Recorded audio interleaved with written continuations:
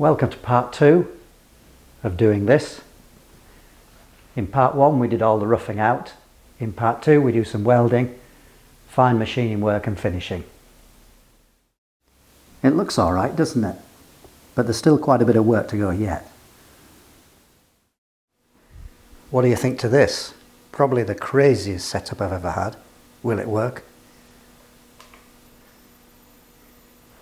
I mean, the fact is that I would have to have found a way to hold this shaft horizontally anyway, and when you've said that, I may as well leave the chuck on if I can make it work. Now it's a bit risky. This could come out of here. If it does, while I'm welding, this would drop down. The red hot end of this could be, you know, going all over the place. So I need to give this a little bit more thought yet to make sure I'm confident enough.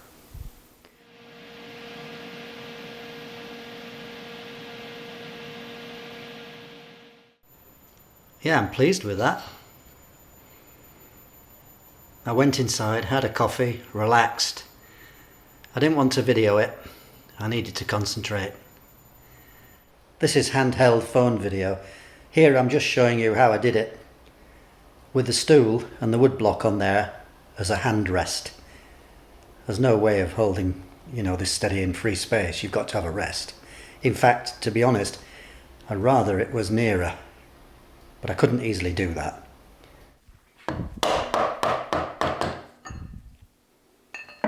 So this wasn't adjusted, it was just the top flipped over like that, look, which I'll do in a minute when I've got it tightened up here.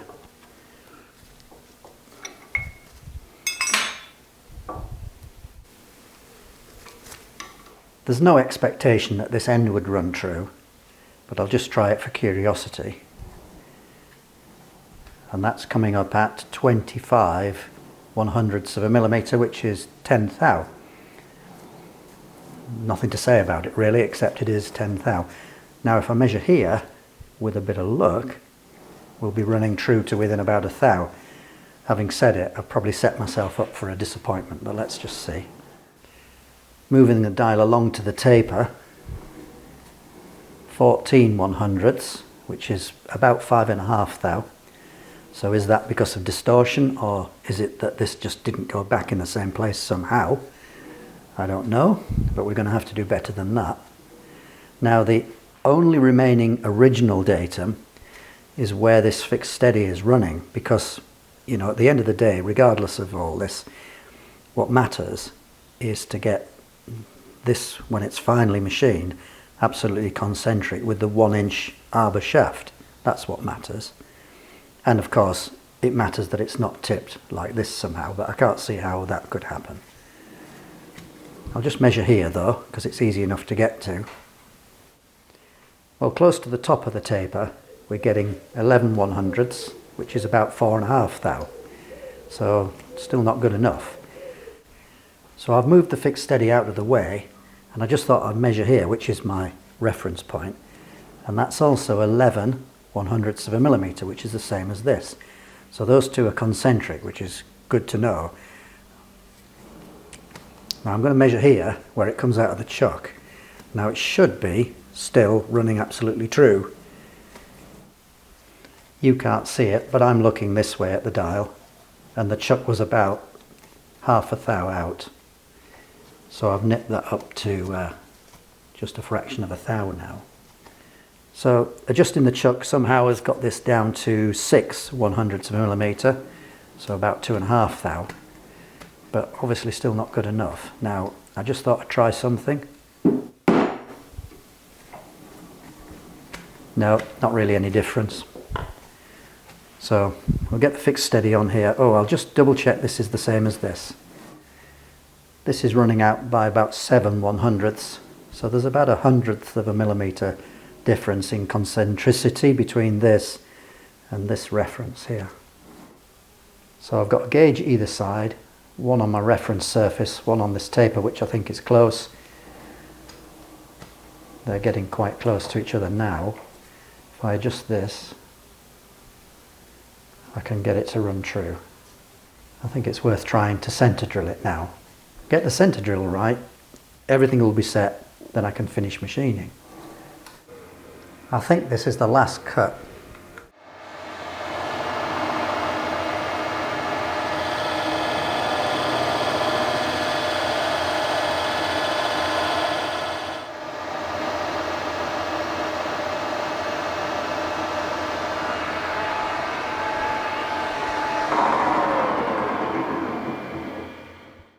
The welding had heat treated this part here, so this was super hard on the arbor itself. This material was okay. You can see it's very shiny there, and I think what had happened was this material had been heat treated with the welding and it had made it very hard. This material's fine, it's got a lovely finish on it. So now we can drill it and tap it. Right, this is the third of 3 drills, 2 pilots, 10.25 millimeters. It's quite hard at the end here. I hope it's going to be okay with the tap.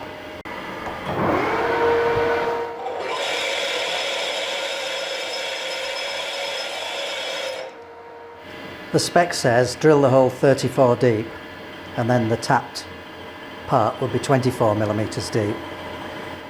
The spec shows a lead of about 5 millimeters, and you can see this adapter's got it.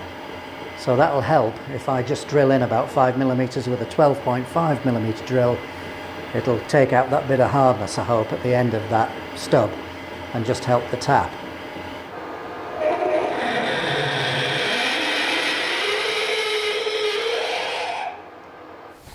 Start it in here.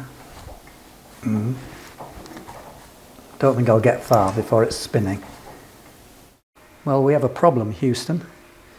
I've tapped this, and as I'm tapping, I get to about here, and the tap just binds up solid. I've tried a couple of taps, it's starting to chip the taps, and I'm worried one might even snap. So when I thread in my drawbar, this thing, I can thread it in for 22 millimeters and the spec is 24. So cross fingers, it may be okay. Anyway, I'm just going to chamfer this now here. And then it can come out of the lathe. But we're going to go a bit faster than that.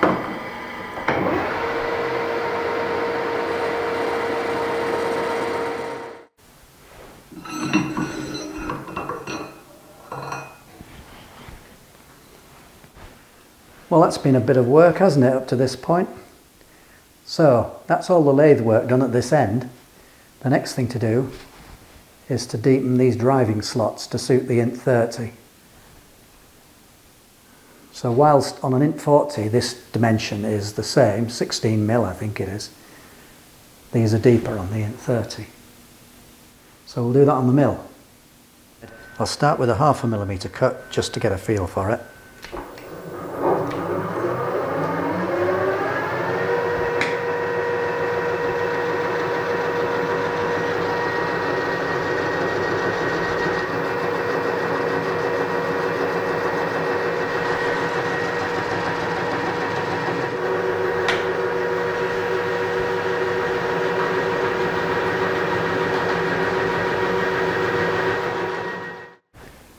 Well, those are done. All that's left now is to try it out, see if it fits in the spindle nose. So before we try this arbor in, I want to just show you some things that I got recently. So the first one is this. Now it's a stainless steel tray. It's going to be great for little bits. Now if you watch my Shinkansen video, that's the bullet train, you know that we went to Japan in May, and there's a shop in Japan called the 100 yen shop, or another one is called Daiso. And this was 56 pence because 100 yen is about 56 UK pence. And if you want that in euros or US dollars, just add 25%. So it's peanuts basically, almost nothing. And it's a lovely stainless steel tray.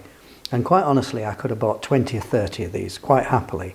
But my wife had already bought so much stuff from the 100 yen shop that I don't think we had any weight left on our suitcase allowance. But anyway, there's the first item. Now, I've been to the Auto Jumble this morning. It's like a flea market. I also went last month. So talking about last month, first of all, I got this 60-degree centre. I can't remember what it was, a couple of pounds. It's quite useful. What else did I get? I got these slitting saws, 1 inch with a 1/4 key, 1 inch centre, I mean. And they were next to nothing, £2 or £3 each. So that was a good bargain, I think. Now, I think that's everything from last month. So I went this morning, as I say. I managed to get 2 1-inch arbor bushes, and this centre for £6. Now, I thought I got a really good deal on that because, a couple of reasons. I bought these two bushes off eBay, 1 inch, quarter key, and they were £20 delivered. They cost a fortune, any of this sort of stuff off eBay. And originally the guy quoted me £4 for this. I added these and he said 6. So these were, you know, a marginal cost of £1 each, which is a steal, to be honest. However, when I get home, I find that, you know, I said this was a 60. This turns out to be a 70. I took my calipers with me so I could, these handy calipers, so I could measure all the sizes, because that's the usual problem. You find stuff and then you don't know what size it is. So I took those. I didn't think to take a protractor. So I'm not quite sure what I would use a 70-degree centre for like that. But if you've got something like this, a 60, then it's, if you want to put a centre into a piece of work and you don't want to have to turn the lathe top slide across, especially if you've already got it set for something, it's a lot easier if you've got a big one of these. Anyway, I have to think about that.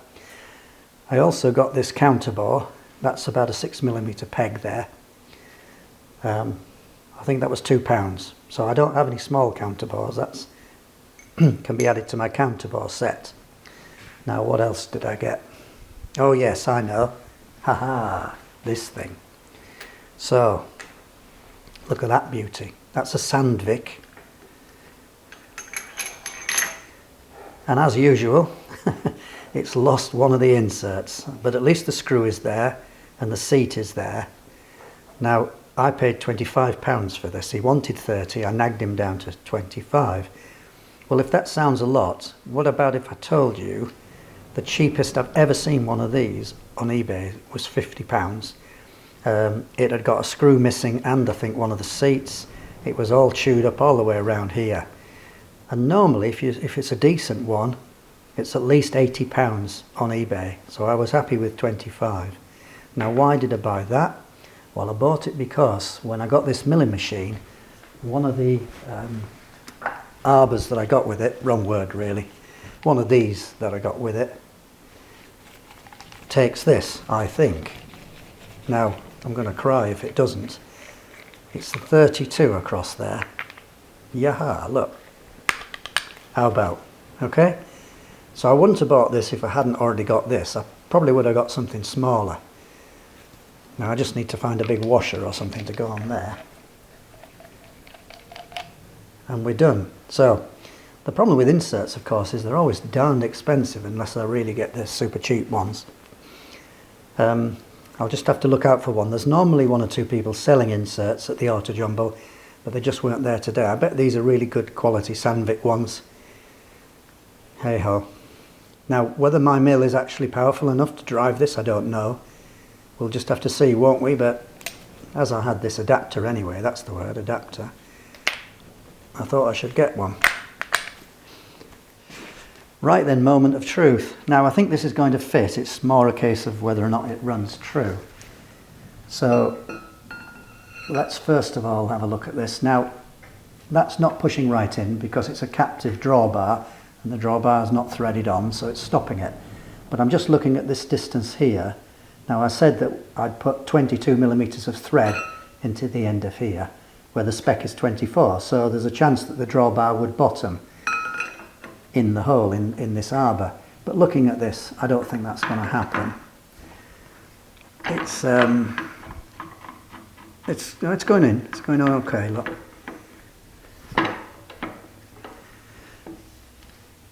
Give me a second to tighten this up. 3/4 spanner. Now when I've got this tight, I'll put a clock on it and we'll just see where we are. Oops. Let me run it freely. Well, okay, hold on. Let's get a clock. Well, I promise you, I have not tried this yet. This is first time. Let's get that. Pick a 0, that'll do. Come on, there's so much backlash on this table. I'm going to have to do the nut next, I think. Right, here goes, folks. Well, as usual, there's a jump when you first start.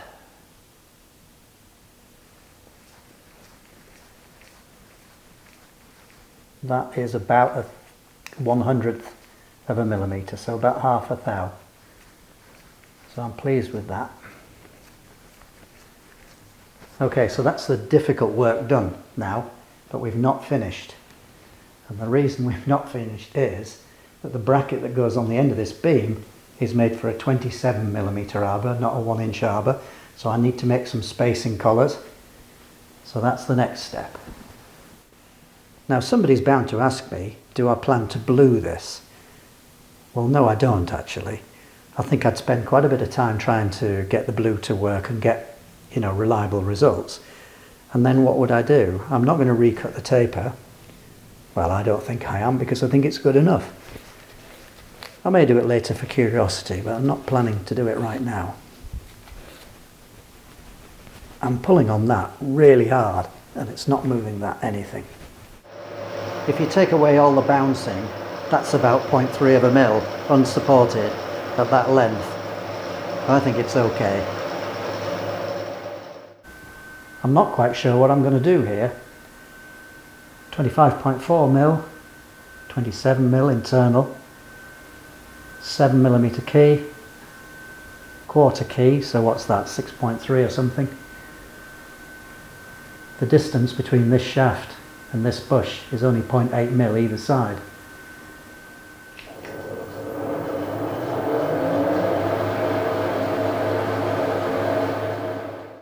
I have a plan. I'm going to make 2 outside collars wider than this to go over this snugly, and then over this, maybe 12mm deep.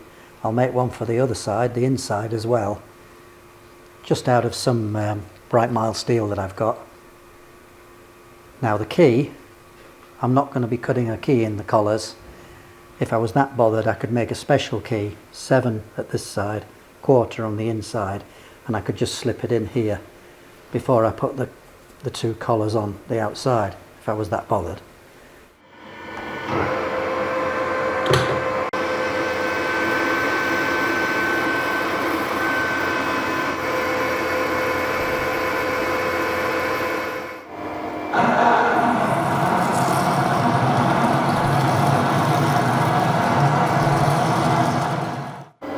I'm just going up in steps with the drills. This is a 24mm drill. I've actually got a 1-inch reamer, but I may not use it. I may actually bore this. We'll see.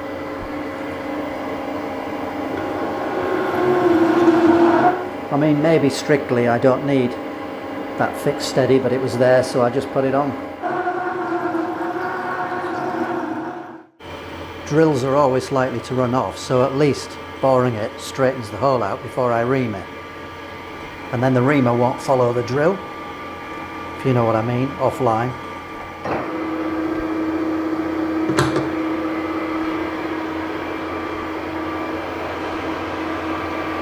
I always set a bed stop where I want it to end. Now, the bed stop won't stop the saddle moving along, but it does tell me where the cut's got to stop. So I let it run automatically close to the bed stop, then I disengage, then I just move it a little bit further forward up against the stop using a hand wheel. This is the reamer going in.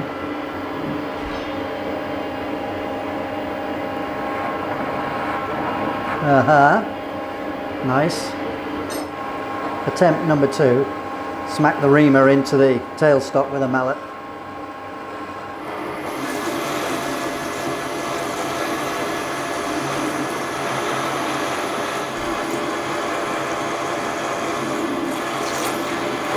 Whoa! Parting, don't you just hate it? Well, nothing's broken, apparently. Been lucky with that one. Well, I thought putting on this fixed steady was a real kind of not necessary thing. But when we had that jam, it took the work off centre. And when I pulled this round, I could feel a tight spot, quite a bad one. And when I measured it, the clock was all over the place, maybe 31/100ths of a millimetre. Anyway, I've been knocking it around, and I've got it running now back within 2/100ths of a millimetre, so about a thou, near enough. So you know, it was worth putting this on, because who knows, when it jammed it could have really pulled it out of the chuck. And I finished this off with a handsaw. You can see the mess, but I'll just machine this back face. Otherwise it's fine. As good a finish as you can really get with mild steel free cutting, I think. This time, ever so often I'm moving the tool slightly to the left. With a bit of luck we won't get a jam this time.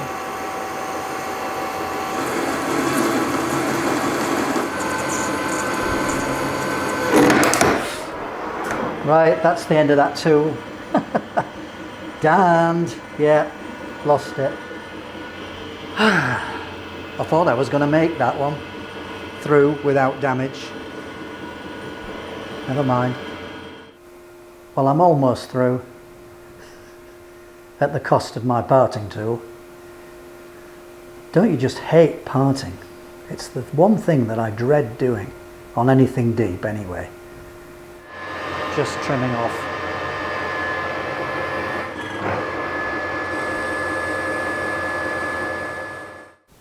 Well, it's been a fair bit of work to make these bushes, but I think they're going to be okay.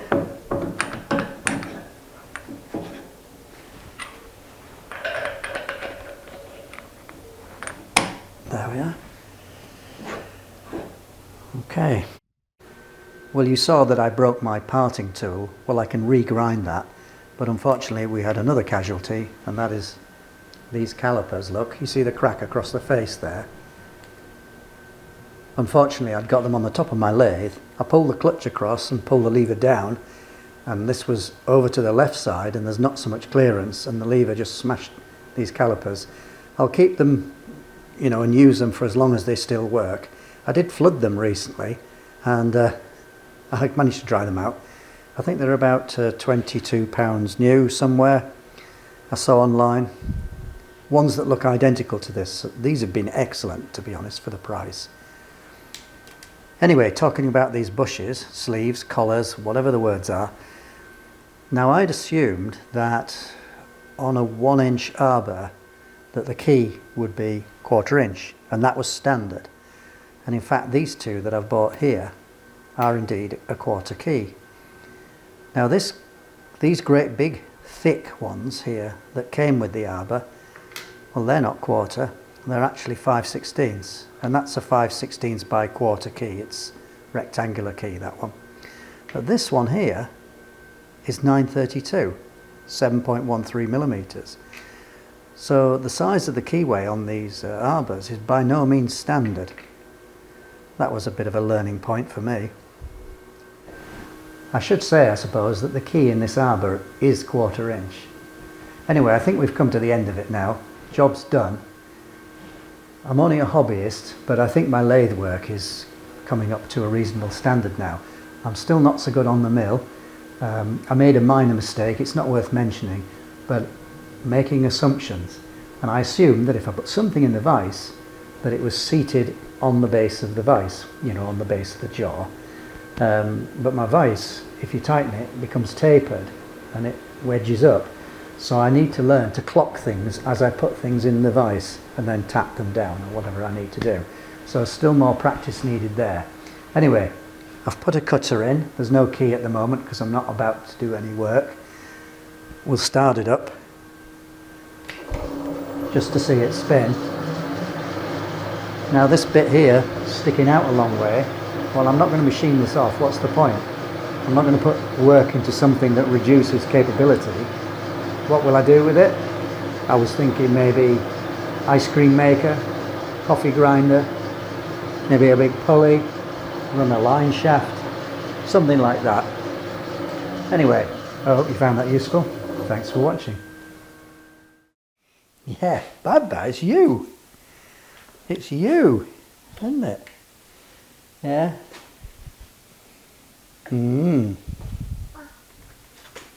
Oh, that. Yeah. What we got here? See if I've got any. Yeah.